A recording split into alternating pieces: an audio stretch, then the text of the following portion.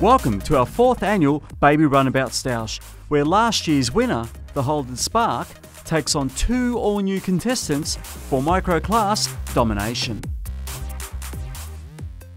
Fresh out of Japan is the funky new Suzuki Ignis, a tall riding city car with a racy retro attitude to go with all that altitude.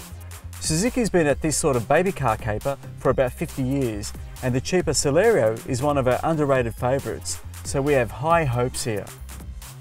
And from Korea comes the all-new Kia Picanto. Yep, another one, after just 12 months. Similar but updated design, completely different chassis, more space, carryover powertrain, and that same old 7-year warranty.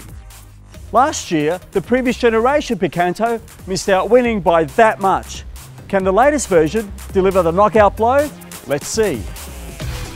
Let's start with the most expensive car here, the Ignis. Easiest to get in and out of due to its lofty ride height, the Ignis also happens to be the edgiest with its tablet-style touchscreen, funky colours and contrasting trim. Plus, the boxy Suzuki offers the biggest and most airy cabin, the greatest amount of rear legroom and the biggest cargo space of the lot. However, the Ignis squanders these advantages with no driver's seat height adjustment, a flat rear cushion and the most jarring ride over bumps. In contrast, the Spark feels the most conservative yet the most mature. Sufficient space, a functional if quite dour dashboard, comfy front seats and a rear cushion that tilts forward for longer, deeper cargo loads make this a really well thought out interior. So it's disappointing to learn that this Holden is actually a car of 2 halves. The rear seat area is the cheapest looking by far.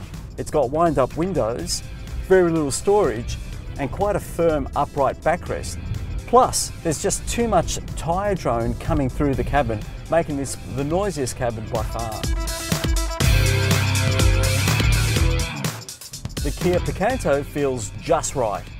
The dashboard is contemporary yet classy, with stupendously clear instrumentation, great ventilation, heaps of storage, and the practicality of actual knobs on the central touchscreen. And then there's really appealing detailing, such as the retractable cup holders, lovely fabric cloth seats, and graphics that you can see from space. Though not as cavernous as the Suzuki's, the rear is more pleasantly presented than either rival, with the nicest seating, most amenities like overhead grab handles, and the quietest ride. The Kia does concede suspension comfort to the Spark, especially around town, but there's not much in it out away from the city. For an all-new 1.4, the Spark barely manages to pip the Picanto's 1.2 in a straight line drag. The problem is there's a flat spot at around 3,500 RPM, meaning that you have to have the revs above 5,500 RPM to really hustle along. At least the Spark's powertrain is fairly smooth and refined, while the gear shift is one of the sweetest manual gearboxes that Holden's ever offered. It's such a far cry from the notchy old one that was in the old Barina Spark. Frankly, both smaller 1.2s shame the Spark.